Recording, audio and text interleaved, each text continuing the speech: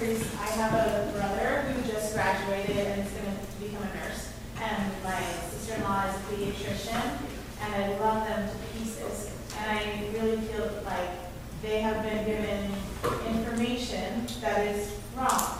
And they have no idea why they should not believe everything that has been taught to them in their medical school. And I have a lot of respect for people who complete medical school and who learn a lot of great things. But how do I tell them that they've been deceived? Like what? There's so much out there. There's so much information. There's so many books. There's so many websites. Where do I even begin in terms of saying, this has not been funded by a pharmaceutical company and this information you can trust? Where do you even begin? I know you're very respected and you've done a ton of work and you've published and all that, so where would you suggest that I point somebody who's been inundated by the medical school system? Why would they even think that they've been lied to? Hi, I'm Kat Negrete, and I have a beautiful 5-year-old boy, Johnny, who is on the autism spectrum. And when he was a baby, we got him vaccinated, as all good parents should.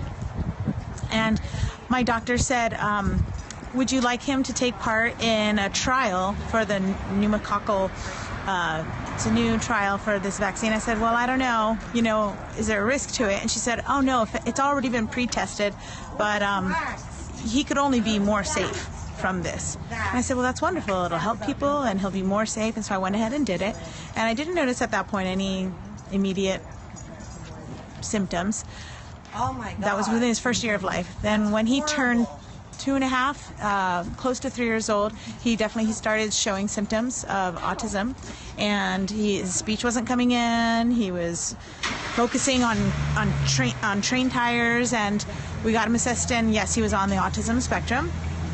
And like idiots, we just didn't do any research. We just said, okay, well, let's just keep doing what the doctors are telling us to do, even though something in my gut said, I don't know about these shots. Maybe it's there on my to-do list as a busy mom. Just got to look into it, but I'm sure the doctors wouldn't lie to me. And so we took him in for his 4-year shots, including the MMR. And as usual, he screamed bloody murder, had the fever, red swelling, and totally normal, right? And got home, and my husband and I started seeing in the next week, he's worse.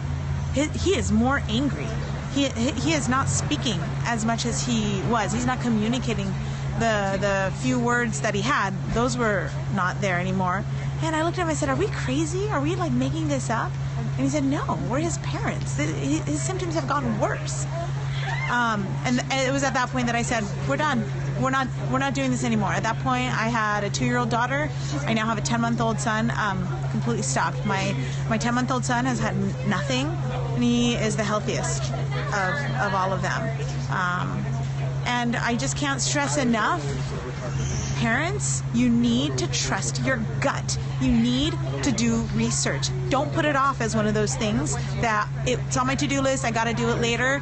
Do it. Look up the ingredients in vaccines. Don't just trust your doctor, because as brilliant as they truly are, as educated as they are, their education has come from a place that has been deceptive.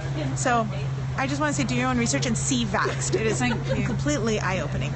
Now, will you sign your vaccinated child on the back? Will I what? Sign his name. Bella, do you have Yeah, absolutely. It'll be 107. Oh, I'm so cold, my hands are shaking here. Sorry. It's absolutely freezing here. and I put his name. Yes. It's not really freezing. Okay, there. Thank you so much. And then if you could sign the book over there as well. One's for the vaccine injury story, and then one, this is for against mandatory vaccines.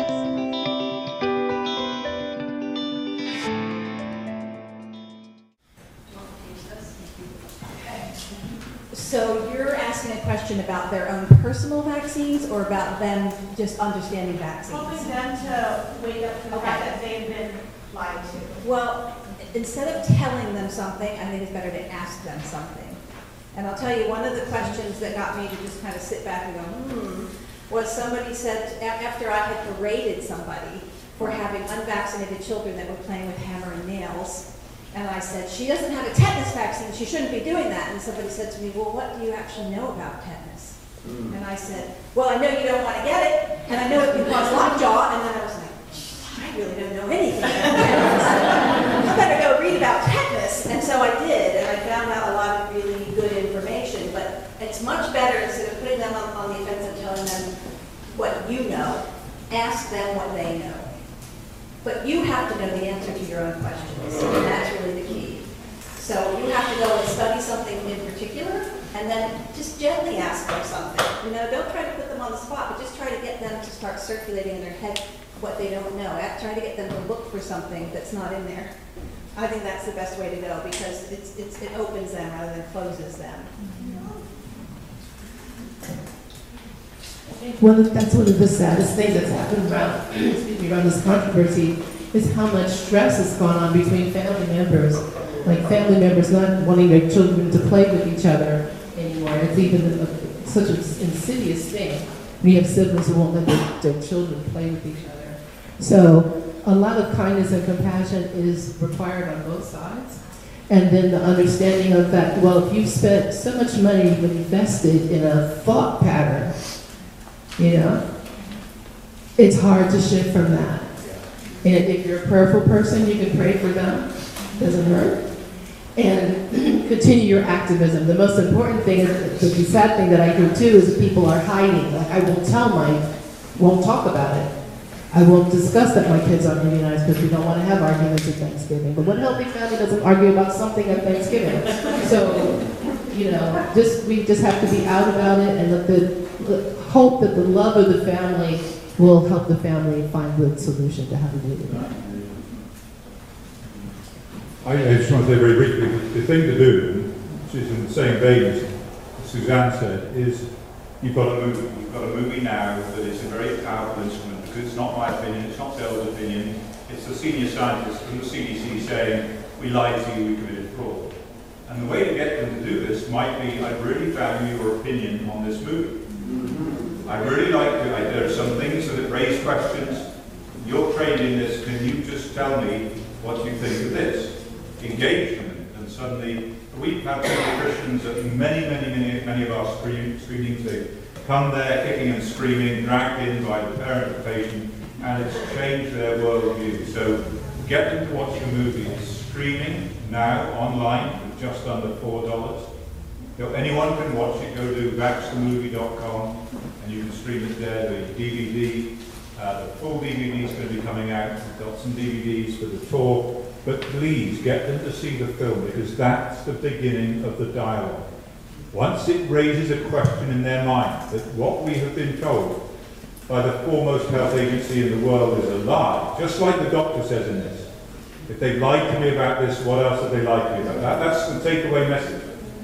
And it has to be, by default, everything I've heard from them, until proven otherwise. So please, that's the beginning of sending so many people.